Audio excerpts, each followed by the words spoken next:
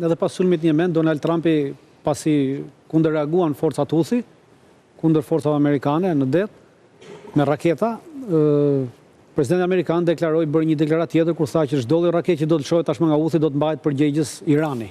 Pra, Trumpi po shkon nga ajo deklarata e para zgjedhjeve kur tha që premtoi që nuk do kemi asnjë luftë të re, pra e harroi atë që tha tashmë po shkon në një luftë të re, pra po gjen një sebeb, një arsye për të sulmuar Iranin, do sulmoj vetëm apo do sulmoj bashkë me Izraelin, këtë nuk e di.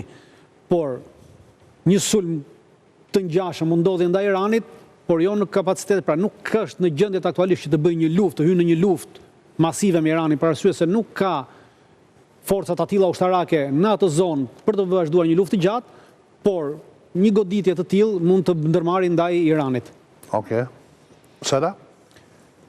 Unë mendoj që goditja e Houthit ka dy objektiva kryesore. E para për ta çliruar linjën e trafikut të tar të detit të Kuq, një gangren tashmë që ka cënuar sigurinë e transportit të gjitha vendeve të cilat operojnë në ato linja dhe ka shtuar shpenzimet e tjera një anë, kurse kryesorja, mendoj nga këto, është pjesa e programit e Trumpit pas asaj letre që i dërgoi për ta detyruar Iranin që të ulet në tavolinën e bisedimeve për sa i përket marrëveshjes bërthamore.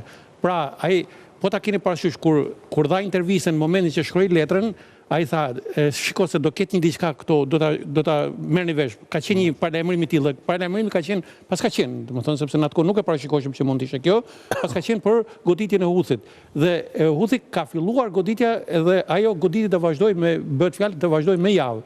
Pra, përfundimisht edhe ajo metastazë e shërbimit. Akoma nuk e ka arritur pikun e vet. Nuk e ka arritur. Por tani kemi një deklaratë të gardës revolucionare iraniane.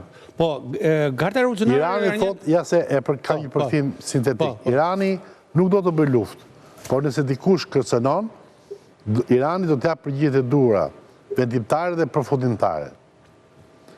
Ansar Allah Houthi, përfaqësuesi i Yemenit, i merr vetë vendimet strategjike dhe operacionale në mënyrë të pavarur. Pra, domethënë, ka një lloj distancimi. Bërë një distancim. Bërë një farë distancimi, por komandanti gardës iraniane ka kuptuar qartë dhe leadershipi iraniane ka kuptuar qartë që këtu mesazhi është për Iranin, nuk është për Houthin. Houthi do goditej dhe ishte goditja e, domethënë, kama apo nga 3 kamë të stolit që kishte sidomos Irani që ndikonte në rajon, njëra nga këto ishte Houthi, e cila më përpara nuk u godit ose godit shumë pak edhe nga Izraeli edhe nga Shtetet Bashkuara të Amerikës në kohën e Trumpit.